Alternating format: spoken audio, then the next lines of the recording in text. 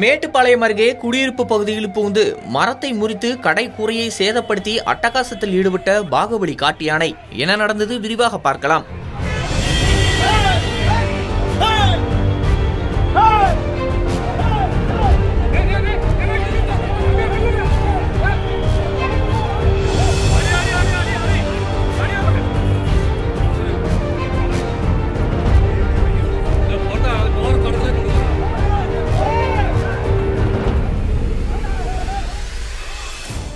கோவை மாவட்டம் மேட்டுப்பாளையம் அடுத்துள்ள மலைக்காட்டிலிருந்து உணவு மற்றும் தண்ணீர் தேடி அவ்வப்போது வெளியேறும் பாகுபலி என்று அழைக்கப்படும் ஒற்றை காட்டு ஆண் யானை மேட்டுப்பாளையம் மற்றும் இதன் சுற்றுவட்டார பகுதிகளில் மக்கள் நடமாட்டம் அதிகமுள்ள இடங்களில் எவ்வித தயக்கமுமின்றி சுற்றித் திரிவது கடந்த 3 ஆண்டுகளுக்கு மேலாக வழக்கமாகி வருகிறது.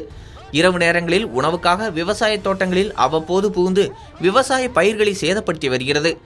பிரம்மாண்ட உருவம், நீண்ட தந்தங்கள் என காண்போரை அச்சுறுத்தும் வகையில் பாகுபலி யானை இருந்தாலும் மனிதர்கள் யாரையும் விரட்டவோ தாக்கவோ முற்படாமல் விலகி சென்று விடுவதால் உள்ளூர் மக்கள் பாகுபலி யானையை கண்டு பெரிதாக அச்சமடைவதில்லை.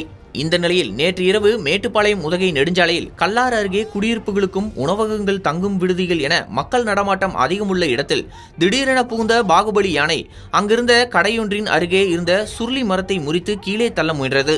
சில நிமிடங்களுக்கு பின் யானை தள்ளிய மரம் அருகே இருந்த கடையின் கூரை மீது விழுந்ததால் கடையின் தகர ஷெட் சேதமானது. சம்பவ இடத்தில் இருந்த வனத்துறை ஊழியர்கள் மற்றும் உள்ளூர் மக்கள் கத்தியபடி யானையை விரட்ட முயன்றும் எவ்வித அச்சமும் இல்லாமல் சாலையில் மெதுவாக நடக்க துவங்கியது.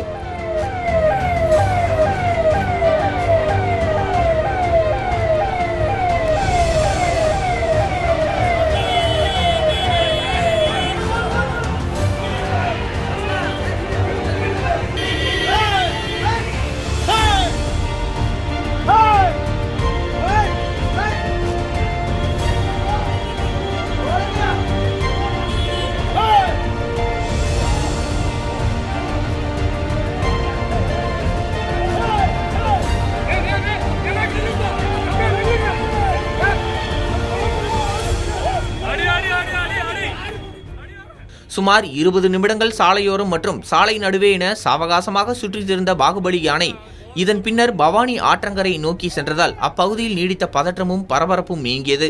வனத்துறையினர் ஊருக்குள் சுற்றித் திரியும் பாகுபலி யானையை அடர்ந்த வனப்பகுதிக்குள் விரட்ட இயலாமல் அதன் நடமாட்டத்தை தொடர்ந்து கண்காணித்து வருகின்றனர்.